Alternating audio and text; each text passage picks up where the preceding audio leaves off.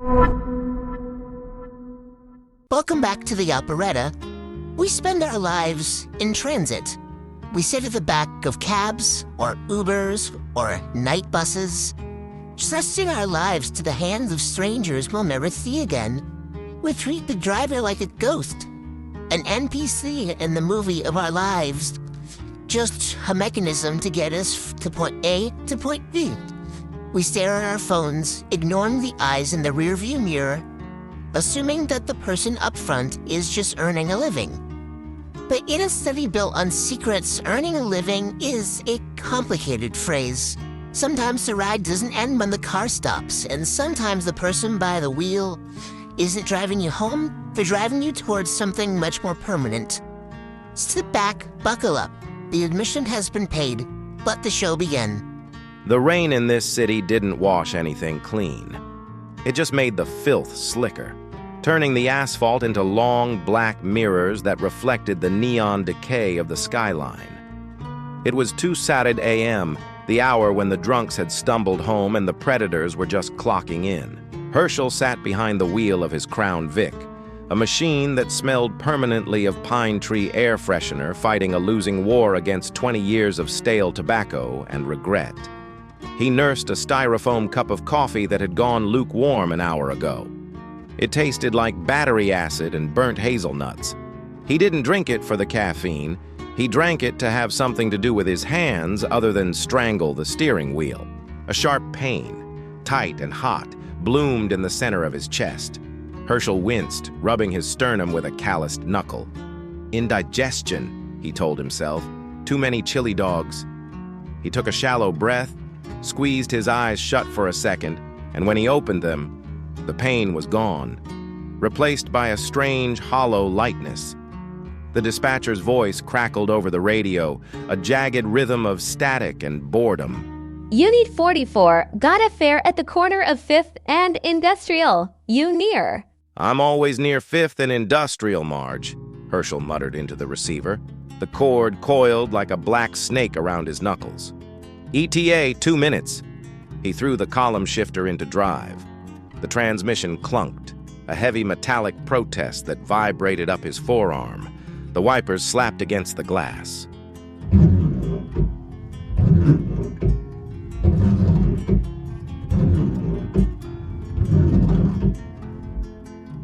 A metronome counting down the seconds of a life wasted in traffic. The fare was standing under a flickering street lamp that buzzed like an angry hornet. He was nondescript in the way a stealth bomber is nondescript, deliberately boring until you looked close enough to realize you were in the blast radius. Beige trench coat, wide-brimmed fedora pulled low, and a leather doctor's bag that looked heavy enough to anchor a battleship. Hershel popped the locks. The back door opened with a groan. The man slid in. He didn't shake off the rain. The water droplets sat on his coat like diamonds on oil, refusing to soak in. "Where to, pal?" Hershel asked, eyeing the rearview mirror.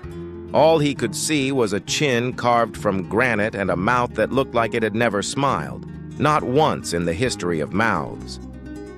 "The Gilded Lily," the man said. His voice was dry like shifting gravel. "And the name isn't Pal, it's Auditor." "Right, Auditor. You got a first name with that?" "Just Auditor." "Okay, just Auditor. The Lily is across town. Meters starting at $5. The man didn't reach for a wallet. He reached into his pocket and flicked something toward the front seat. It hit the dashboard with a sound that was too heavy, a solid, dense thud that didn't sound like currency. Hershel looked down. It was a gold coin, roughly the size of a $50, stamped with a profile of a man wearing a laurel wreath. The eyes on the coin seemed to be staring at Hershel's throat. "That cover the start?" the auditor asked. Hershel picked it up. It was warm, warmer than the air in the cab. Yeah, that covers it." He pulled away from the curb. The tires hissed on the wet asphalt. "You a doctor?" Hershel asked, glancing at the bag on the seat next to the man. "I'm a specialist," the auditor said. He was looking out the window, watching the blur of pawn shops and liquor stores. "Specialist in what?" "Repo." the auditor said. I recover assets that have defaulted on their contracts. Repo man, huh? Heavy bag for repo. Some assets fight back. The drive took 20 minutes. The city was a sprawling, necrotic limb, gangrenous with shadows. Hershel kept the radio low. Marge was yelling at Unit 12 for taking a nap in a parking lot. Standard chatter, the comfort noise of a dying world. They pulled up to the Gilded Lily. It was a velvet rope joint, the kind of place where the bouncers wore earpieces and the clientele wore moral bankruptcy as a fashion statement. The bass from inside thumped against the car doors, a rhythmic, deep pressure like a dying heart. Wait here, the auditor said. He didn't ask. He commanded. He opened the door and stepped out. He walked right past the line of shivering club-goers. The bouncer, a slab of beef with a neck tattoo, stepped forward to block him. The auditor didn't break stride. He just whispered something. The bouncer went pale, his eyes rolling back slightly, and he stepped aside like a curtain being drawn. Hershel watched through the windshield, chewing on a toothpick. Must be some repo, he muttered. 3 minutes passed. The front doors of the club burst open. Not from a panic, but from a pressure change. The auditor walked out. He wasn't running. He was walking with the measured gait of a man who punched the clock a long time ago. He opened the back door and slid in. Drive, he said. Where to? St. Jude's Memorial, the penthouse suites. Hershel put the car in gear. As he pulled away, he glanced in the rear view. The auditor was taking a handkerchief from his pocket. He was wiping his hands. The substance on his knuckles wasn't red. It was black, viscous. It looked like crude oil mixed with glitter. You get your asset? Hershel asked. Asset liquidated, the auditor said, folding the handkerchief with precise, geometric creases. Then the radio changed. The standard police scanner that Hershel kept running underneath Marge's dispatch channel spiked in volume. All units, 1033 at the Gilded Lily. We have a... dispatch. We have a 187. Multiple witnesses say the victim evaporated? Hershel's foot hovered over the brake. Evaporated? The auditor leaned forward, his face finally entering the light of the dashboard. His eyes were the color of a faded bruise. Keep driving, Hershel. The meter is running. You kill that guy back there? Hershel asked, his heart doing a stutter step against his ribs. Mr. Chance was overdue, the auditor said calmly. He was supposed to report for processing 70 years ago. He found a loophole. I closed it. Processing? You a Fed? The auditor chuckled. It was a terrible sound, like dry leaves breaking. Federal jurisdiction ends at the grave, Hershel. My employers have a much wider reach. Hershel looked at the gold coin still sitting on the dash. He looked at the black slime on the handkerchief. He looked at the road ahead, slick and dangerous. You paying another one of those coins? One per stop, the auditor promised. The ride to the hospital was tense. The police scanner was losing its mind. The voice of the dispatcher was rising an octave with every transmission. Suspect described as male, heavy coat, carrying a bag. Do not approach. Repeat, do not approach. Witness states the suspect reached into the victim's chest and pulled out a pulled out a shadow. They're getting creative, the auditor noted, opening his bag. The sound of metal on metal rang out, sharp, hungry sounds.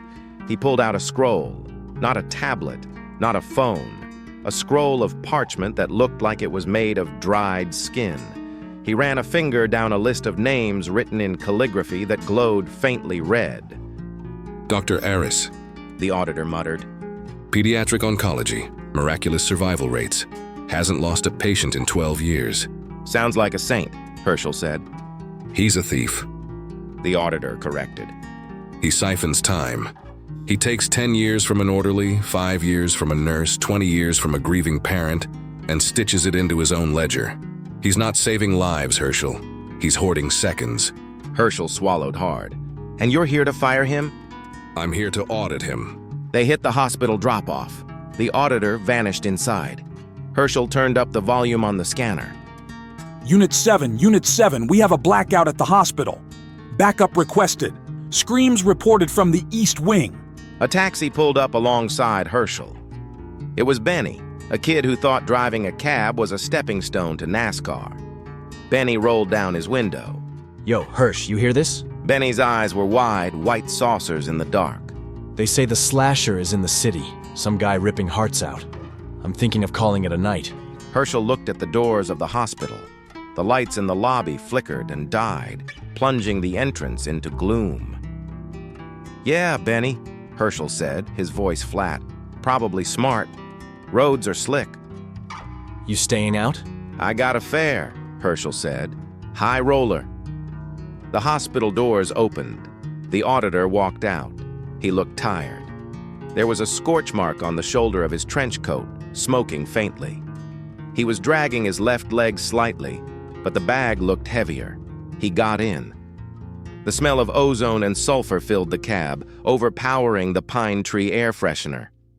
"Rough intake?" Hershel asked. He argued, The auditor said, shutting the door. tried to bargain with souls he didn't own. Tacky. He flicked another coin onto the dash. Clink. "Where to?" The mayor's mansion. The auditor said. Last stop. Hershel froze. "The mayor? Mayor Sterling?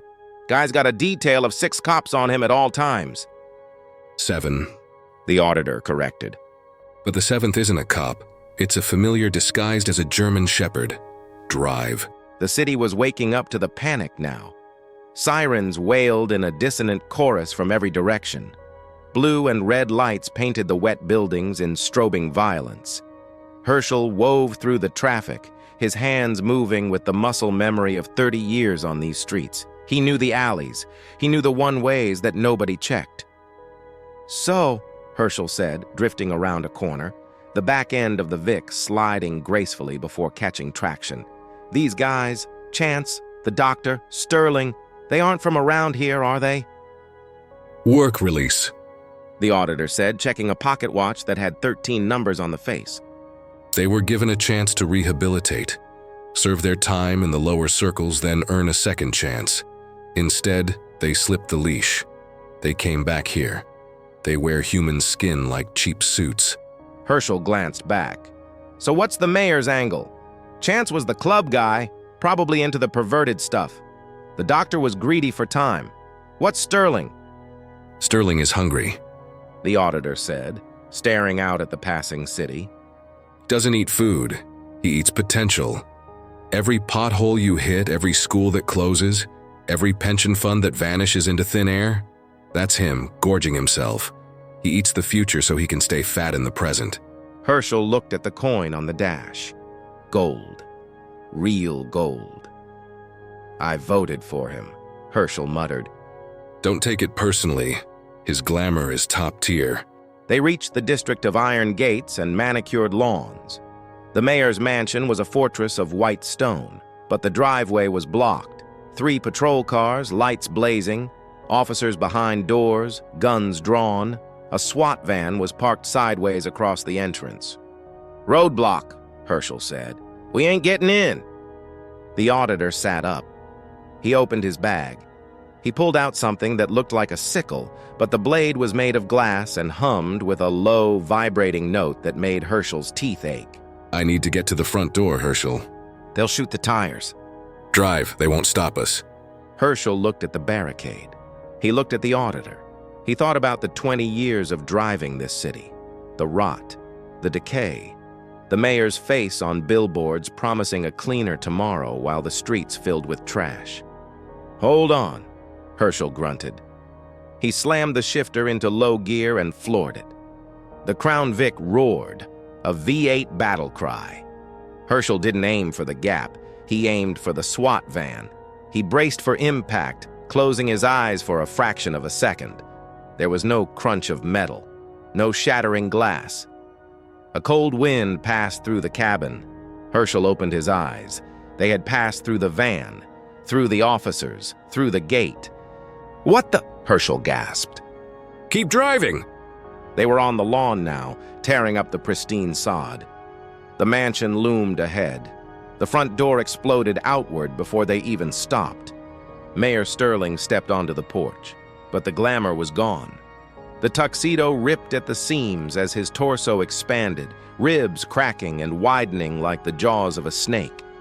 His head fell back and his neck split open, revealing a gullet that swirled with infinite grinding darkness.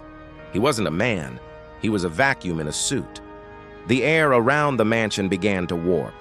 The decorative bushes, the porch furniture, the very light from the street lamps, it was all being pulled toward him. The auditor kicked the door open and rolled out. He moved fast, the sickle flashing. Your tab is closed, Sterling. The auditor shouted. The mayor roared, a sound like a collapsing subway tunnel. A massive, shadowy limb erupted from his chest, catching the auditor midair. It slammed him against the hood of the Crown Vic. The car shook.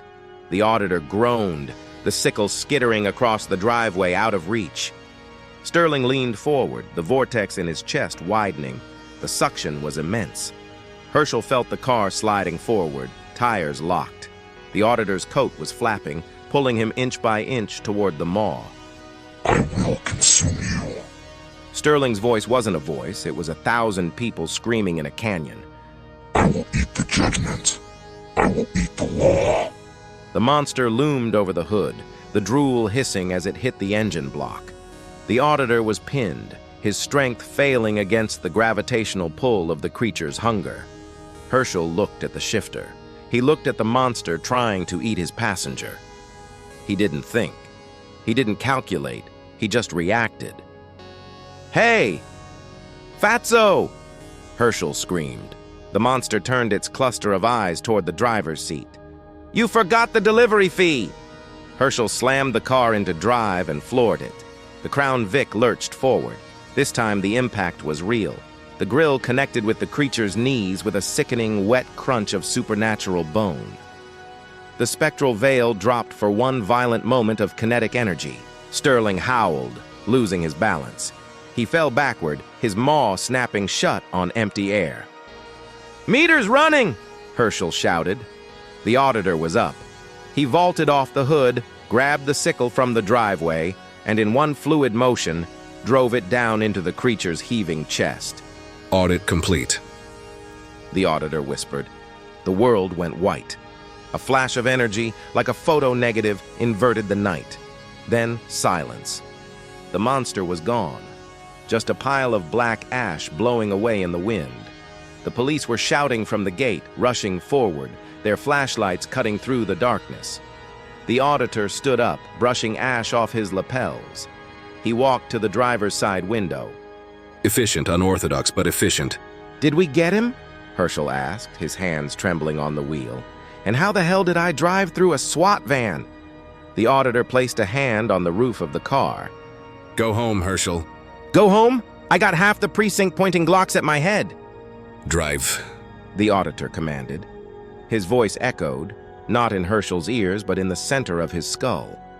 They can't see you anymore. Hershel blinked. He hit the gas. The car moved. He braced for bullets, but none came. He drove right past the officers running up the driveway. They didn't even look at him. They were looking at the pile of ash on the porch. He passed through the wreckage of the gate like it was smoke. The city melted away. The sirens faded into a long, gray tunnel of fog. The road straightened out, smooth and endless. He drove for what felt like hours, or maybe seconds. The adrenaline faded, replaced by a deep, bone-weary calm. He pulled up to his apartment building. The street was quiet. No rain here, just a quiet, gray stillness. He got out of the car. The mud was gone. The pine tree smell was gone, replaced by the scent of old leather and ozone. Sitting on the stoop of his building was the auditor. He was smoking a cigarette that burned with a blue flame. "You're fast," Hershel said, walking up the steps. I take shortcuts. The auditor replied. He held out a hand. In his palm was a third gold coin. Hershel took it. He looked at the coin, then back at the city. Back at the pickup. 5th and Industrial. That pain in my chest. Massive coronary. The auditor said softly. You died before I even opened the door, Hershel. They found your body in the car about 20 minutes ago. You've been driving on spiritual fumes all night. Hershel looked at his hands. They looked solid. They felt real. But the back pain he'd had since '98 was gone. The headache was gone. So that's why we went through the van, Hershel said. I'm a ghost. You're a spirit with a heavy footprint. The auditor corrected. Rare, useful. Hershel leaned against the railing. He should have been terrified. He should have been weeping. But mostly, he just felt relief. The rent wasn't due anymore. So what now? Heaven? Hell?